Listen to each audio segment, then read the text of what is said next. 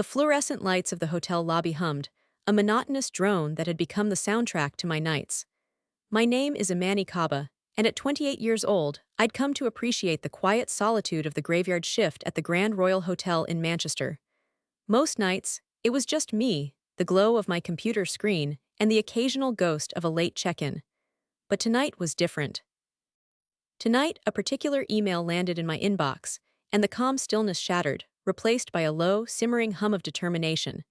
My routine was simple: check guests in, handle inquiries, and in the long stretches between, dive into my personal crusade. My hobby, as some called it, was more of a burning conviction. You see, a few years ago, my grandmother, a woman whose laughter was as bright and comforting as a summer sunrise, lost nearly everything. A sophisticated online scam, a phantom investment opportunity that promised the world and delivered only despair, stole a substantial portion of her life savings. The kind of money she'd worked for her entire life, saved for her golden years. When I saw the hollow look in her eyes, the way her shoulders seemed to slump under an invisible weight, something inside me broke, and then something else began to harden.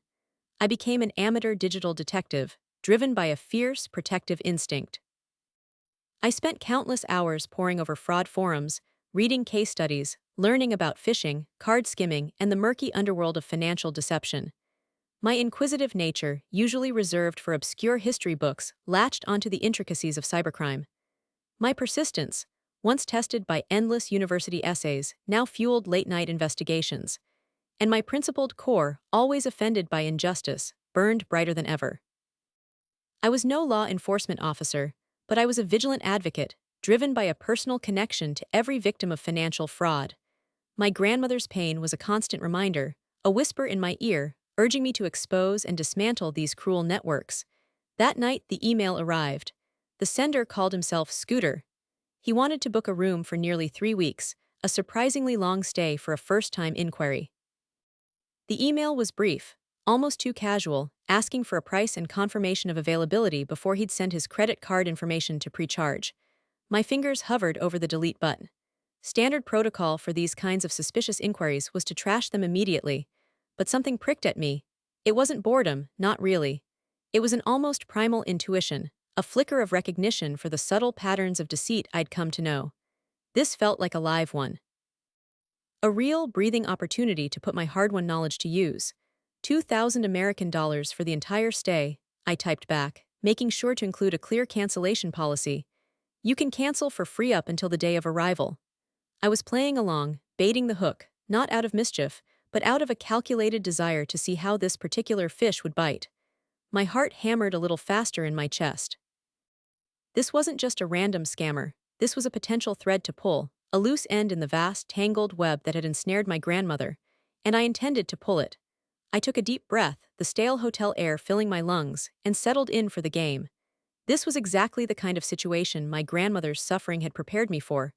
I wasn't just a receptionist tonight, I was the vigilant advocate, ready to strike. Subscribe to Tales of Revenge channel for new revenge stories daily. The hours crawled by, punctuated only by the distant wail of a siren or the clatter of a cleaning cart down the hall. I busied myself with administrative tasks, but my mind kept circling back to the Scooter email. I felt a strange mix of anticipation and dread.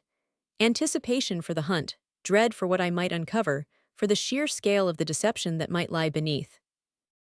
Then, just as the first hint of pre-dawn gray began to paint the sky outside the panoramic lobby windows, the reply came. It was short to the point, a Visa card number. He told me to charge him as soon as possible. My pulse quickened. This was it. The moment of truth. I entered the 16-digit number into our hotel's payment validation software, the system word processing the data, and then a result popped up on the screen. The name displayed was not Scooter. Not even close.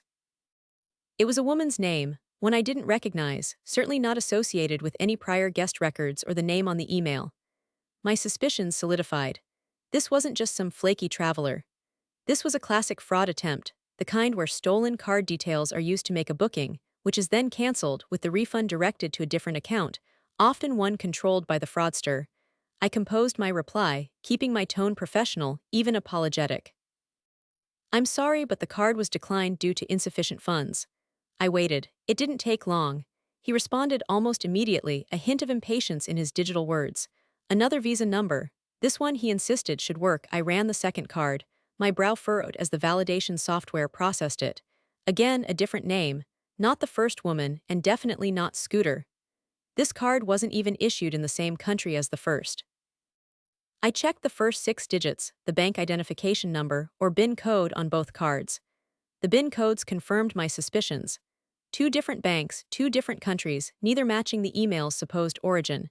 It was a clear pattern of compromised cards. The audacity of it, the sheer brazenness, sparked a cold anger deep within me. This wasn't just about $2,000. It was about the countless innocent people whose financial security was being plundered by unseen hands. This was about my grandmother. A mischievous idea born from inquisitive thought and a dash of principled indignation began to form. Why simply report this? Why not turn the tables just a little and see how far I could string him along? I had several hours left on my shift. More than enough time. I typed back, "Great news. The second card went through. Here is your reference number for the stay." I invented a random string of letters and numbers, a ghost of a booking that existed only in his mind and my fabricated email. The trap was set. Now I waited. I knew what would come next. It was a predictable script for these kinds of scams. The fraudster secures the payment, then manufactures a reason to cancel, requesting a refund to a different, safe account, one they control. I spent the next few hours meticulously documenting everything, every email, every card number, every timestamp.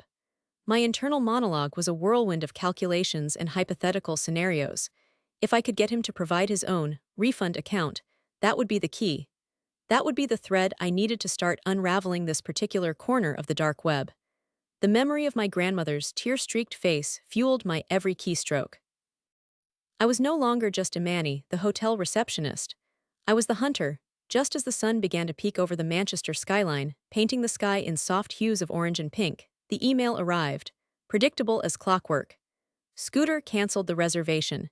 He claimed he had lost his wallet and deactivated the card he used, so he needed the $2,000 refunded to a different card. This time, he provided details for a card issued from a Polish bank.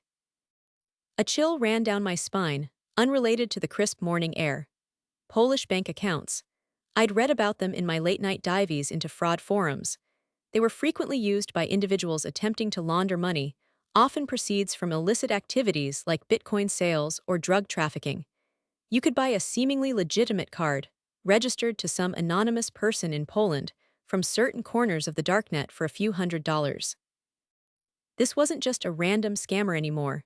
This was a small cog in a much larger, darker machine. This was the kind of sophisticated operation that had devoured my grandmother's life savings. My anger solidified into a cold, hard resolve. This wasn't just about $2,000 anymore. This was about justice. Scooter, in his digital hideout, was probably celebrating, imagining the $2,000 already safely in his ill-gotten account. I smiled grimly. Not if I had anything to say about it. No problem at all, I typed back, feigning helpfulness. I can certainly transfer the funds to a different card as long as it's valid. My words were sugar-coated poison. How sweet it would be, I thought, not just to prevent his scam but to make him pay for his own hubris. To make him buy a new $500 card for absolutely nothing. But that wasn't enough. Not nearly enough. The principled part of me wasn't satisfied with a minor inconvenience for him. I wanted to see the foundations of his world tremble. I added a crucial detail. However, I wrote, our email server will be undergoing maintenance in a few minutes, so my boss will handle the refund on Monday. It was Saturday morning. This would give the banks, if they were to be alerted, plenty of time to intervene and reverse any actual transfer before it reached his account.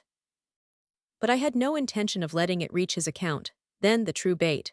If you need the money right away, I continued, you'll need to call the hotel before my shift ends at 7 a.m. I glanced at the clock. It was just past 6, less than an hour. The pressure was on, for him, not for me. My goal was to get a phone number, a voice, anything that could tie this digital phantom to a real person. The phone rang almost immediately. The sound was jarring in the quiet lobby. I took a deep, steadying breath. This was it, a real voice. A chance to connect the dots. I answered, my voice calm and professional. Grand Royal Hotel, Imani speaking. How may I help you? A gruff, impatient voice on the other end. Yeah, I'm calling about a refund, the Scooter reservation. It was him, just as I suspected. My heart hammered against my ribs, but I kept my voice level, even sympathetic. I played the part of the helpful, slightly harried night receptionist perfectly.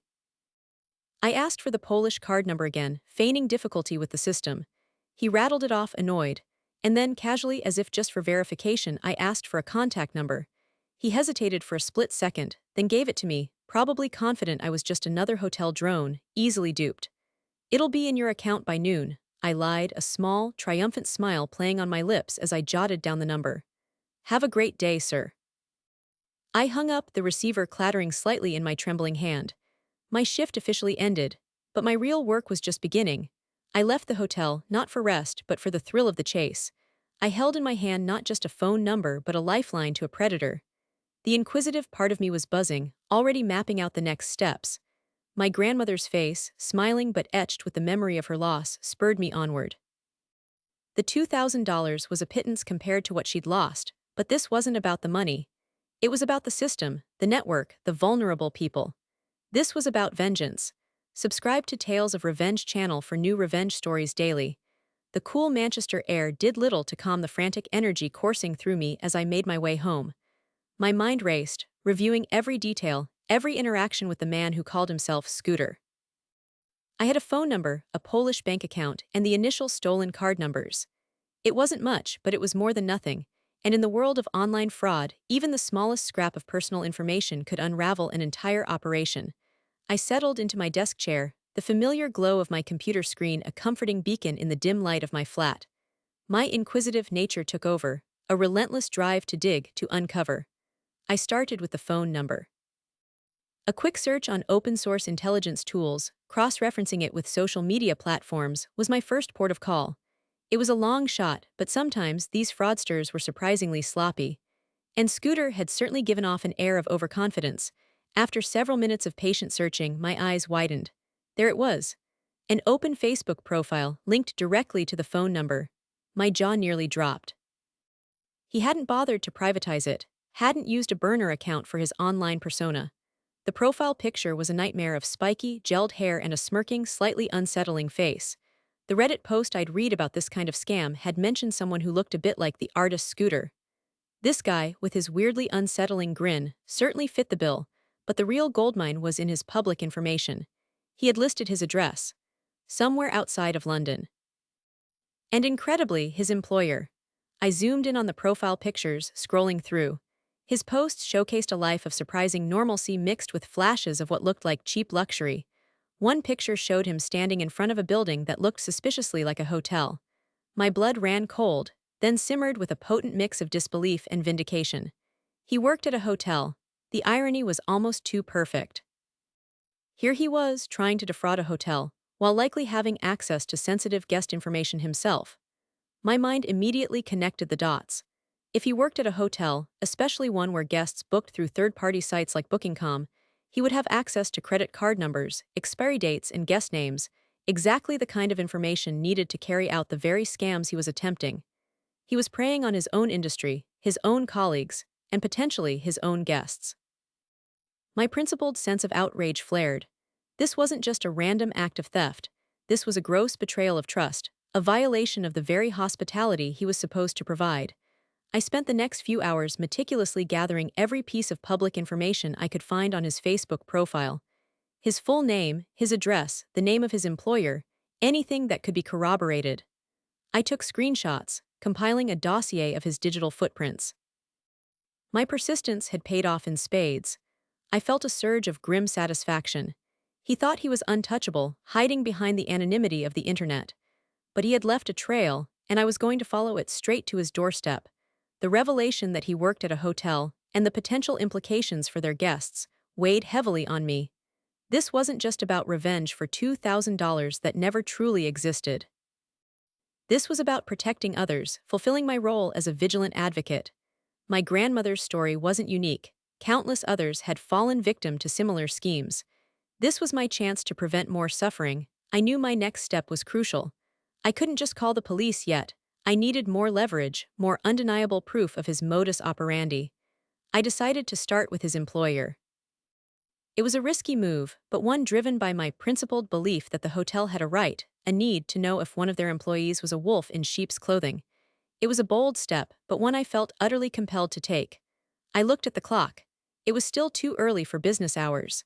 The waiting was agony. The next few hours were a blur of nervous energy. I paced my flat, replaying the entire interaction with Scooter in my head, mentally rehearsing my conversations. My hands felt clammy, a testament to the adrenaline still pumping through my veins. This wasn't just a game of cat and mouse anymore. This was real, with real consequences for everyone involved. I kept thinking of my grandmother, of the trusting look in her eyes before the scam, and the shattered look after. My motivation burned fiercely, pushing aside any lingering doubts about crossing a line. I wasn't seeking personal retribution in a petty sense. I was seeking justice for a pervasive wrong. Finally, the clock edged past 9 a.m., business hours. I took a deep breath, clutching my notes, and dialed the number for the hotel where Scooter apparently worked. A chipper voice answered, "Welcome to the Grandview Hotel, how can I help you?" I asked to speak to the manager. The pause on the other end felt like an eternity. "This is an urgent matter," I explained, my voice steady, betraying none of the tremor in my hands. "It concerns potential credit card fraud involving one of your employees and the security of your guests' financial information." That got their attention. A few moments later, a gruff, tired voice introduced himself as Mr. Harrison, the hotel manager. "Mr. Harrison," I began, my tone serious, "my name is Imani Kaba.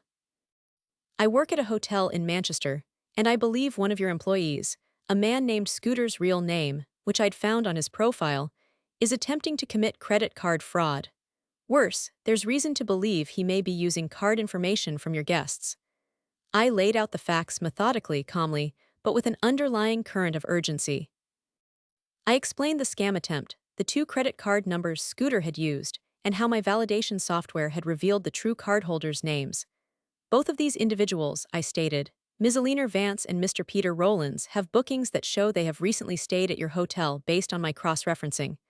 I held my breath, waiting for his reaction. The manager exploded, not with disbelief but with a torrent of furious, almost incoherent shouting.